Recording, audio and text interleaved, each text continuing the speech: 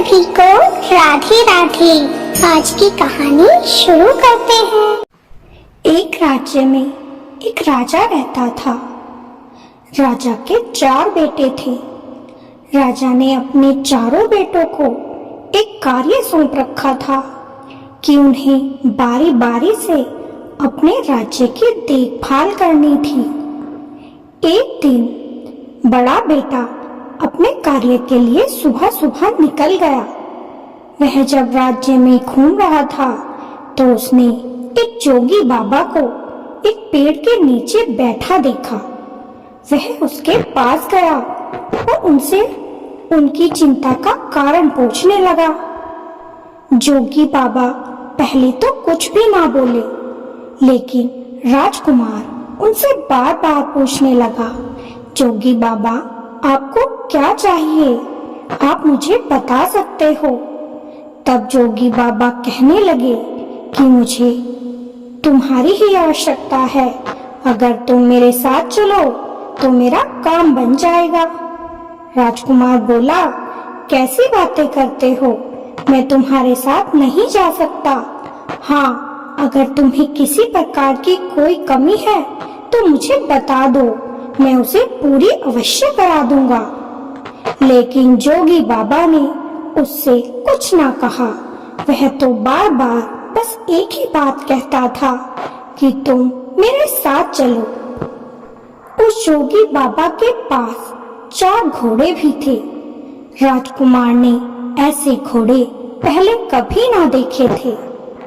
उसने जोगी बाबा से कहा, जोगी बाबा क्या मैं आपके घोड़े की सवारी कर सकता हूँ? जोगी बाबा कहने लगे, हाँ, जौन सा भी घोड़ा तुम्हें चाहिए तुम उसे ले जाओ, लेकिन याद रहे शाम तक वापस आ जाना। राजकुमार बड़ा खुश हो गया। वह एक सुंदर घोड़े पर बैठा और शहर के लिए निकल गया। वह घोड़ा इतनी तेजी से घूम रहा था कि वह जल्दी ही उसे एक जंगल के पास ले गया। राजकुमार ने उस जंगल के पास देखा कि एक बहुत ही सुंदर सब्जियों की बगीचा बना हुआ था।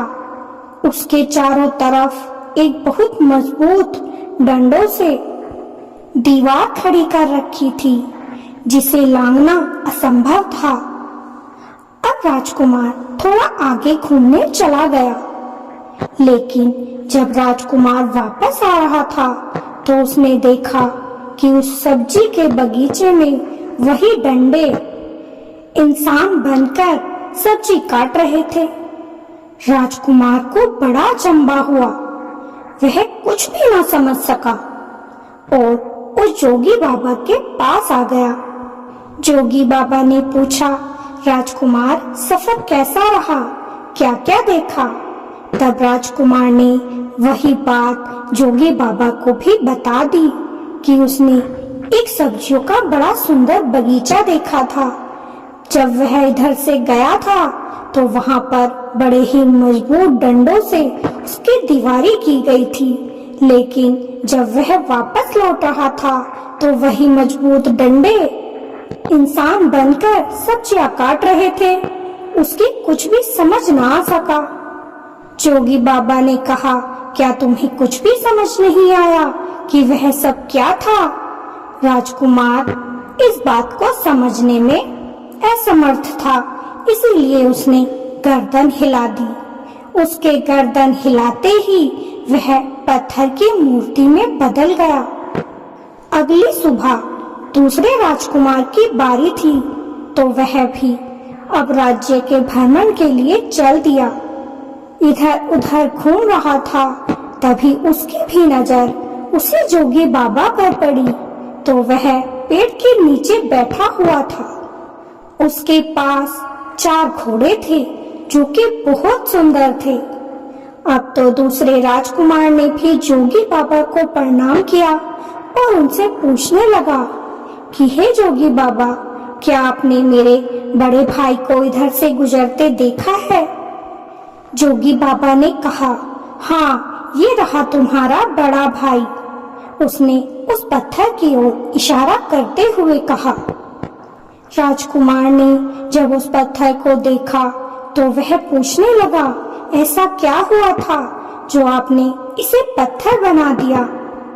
तब जोगी बाबा ने वह पहेली उस राजकुमार को बता दी, लेकिन उस पहेली का मतलब तो वह दूसरा राजकुमार भी नहीं जानता था। तब जोगी बाबा ने कहा, अगर तुम इस पहेली का मतलब मुझे बता दोगे तो मैं तुम्हारे भाई को फिर से ठीक कर दूंगा। दूसरा राजकुमार कहने लगा, जोगी बाबा, मैं भी एक घोड़े पर सवार होकर घूमना चाहता हूँ, तभी तो आपकी पहेली का जवाब दूंगा।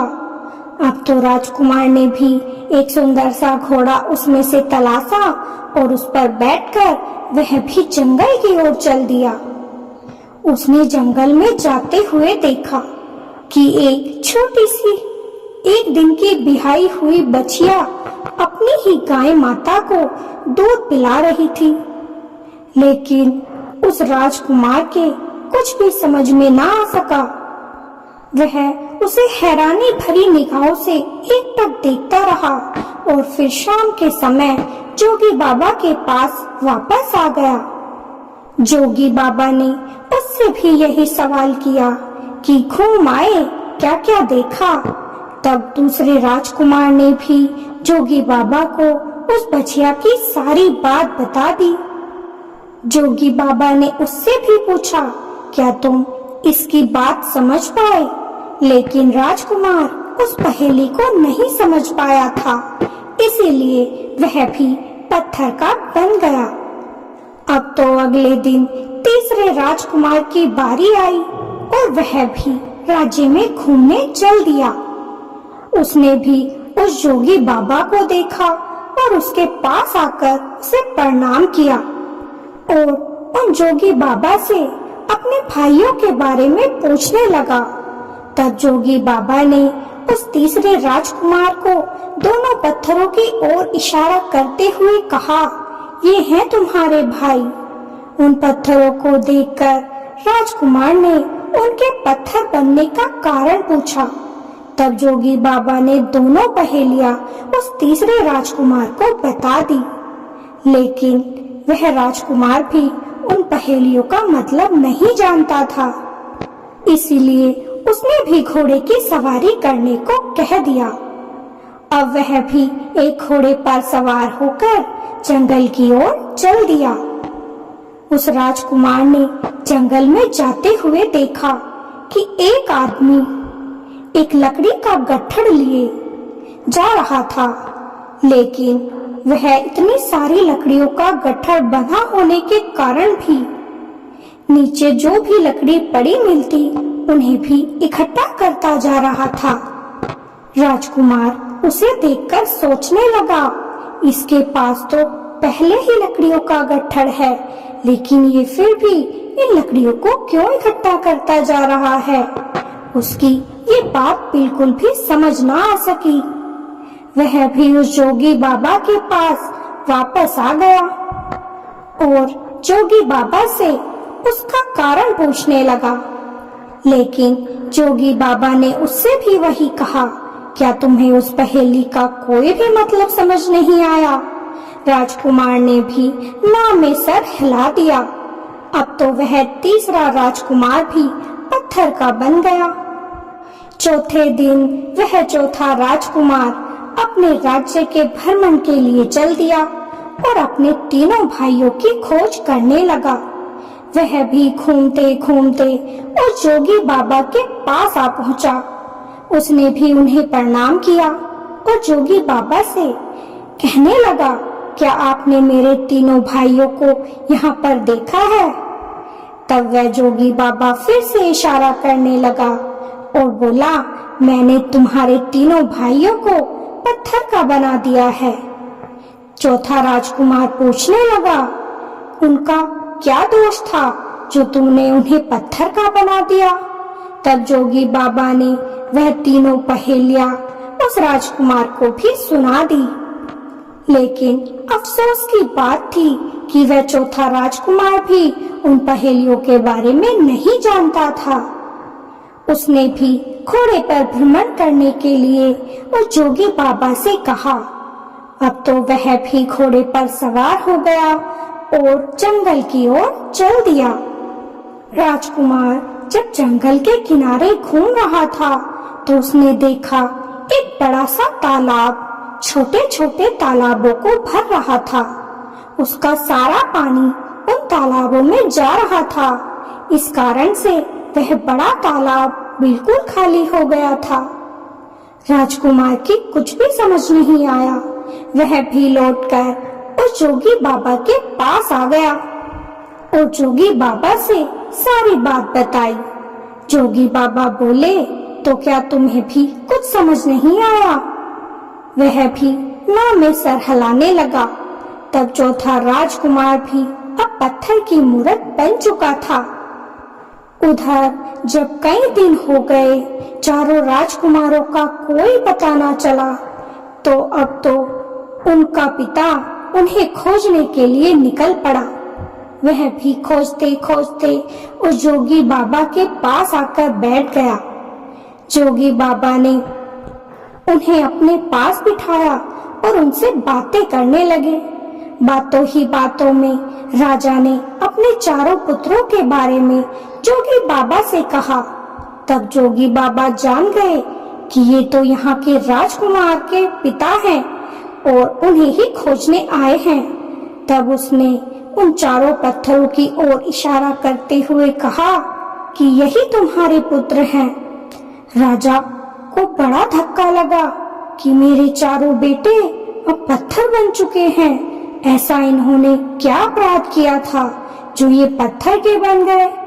तब जोगी बाबा ने वो चारों पहेलियां राजा को बताई और राजा से घोड़े पर भ्रमण करने के लिए कहा। लेकिन राजा ने मना कर दिया। वह कहने लगा, मैं तुम्हारी चारों पहेलियों के जवाब यहीं पर दूंगा, तो क्या मेरे पुत्र फिर से ठीक हो जाएंगे? जोगी बोला, हाँ, ये बिल्कुल ठीक हो जाएंगे अगर तुम पहेलियों का सही जवाब दोगे। लेकिन अगर तुमने एक भी पहेली का गलत जवाब दे दिया तो तुम्हारा वही पुत्र पत्थर का बना रह जाएगा।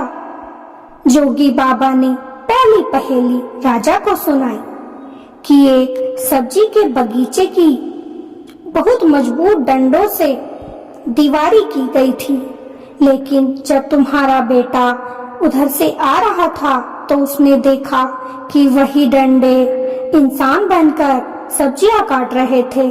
तो इसका क्या मतलब हुआ राजा साहब? राजा ने कहा, ये तो वही बात हो गई जैसे हम किसी इंसान पर भरोसा करके उसे अपना धन रखने के लिए दे देते हैं कि तुम इसकी अच्छे से देखभाल करना, लेकिन वह दुष्ट अपने मालिक से गद्दारी कर लेता है और सारा धन वहां से कहीं और ले जाकर बेच देता है। राजा के इतना कहते ही उसका बड़ा बेटा बिल्कुल ठीक हो गया। अब तो जोगी ने दूसरी पहेली राजा को सुनाई कि एक दिन की ब्याही हुई छोटी सी बच्चिया अपनी माँ को दूध पिला रही थी। यही तुम्हारे दूसरे राजकुमार ने देख लिया, लेकिन वह कुछ भी ना समझ सका। राजा बोले, अरे उसे तो देखते ही समझ जाना चाहिए था कि जो माँ अपनी बेटी के टुकड़ों पर पलती है और अपनी बेटी की मेहनत की कमाई खाती है, वह गाय और बछिया उसी का तो उदाहरण दे रही थी। इतना कहते ही राजा का दूसरा लड़का भी बिल्कुल ठीक हो गया। अब जोगी ने वह तीसरी पहेली राजा को बताई कि जब तुम्हारा तीसरा बेटा जंगल में घूम रहा था तो उसने देखा कि एक इंसान लकड़ियों का गट्ठर लिए जंगल में आ रहा था, लेकिन वह फिर भी जंगल की लकड़ियां इकट्ठे करते हुए जा रहा था।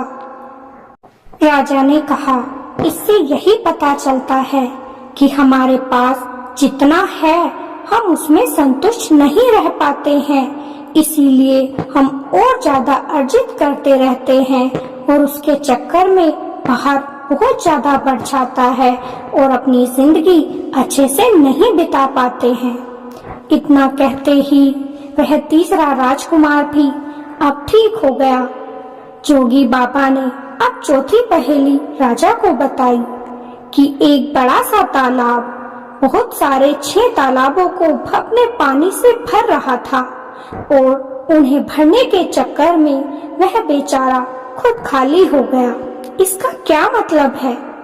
राजा ने कहा, सीधी सी बात है, जब कोई अच्छा इंसान दूसरों की मदद करने के लिए अपना सब कुछ गवा देता है और खुद बिल्कुल खाली हो जाता है।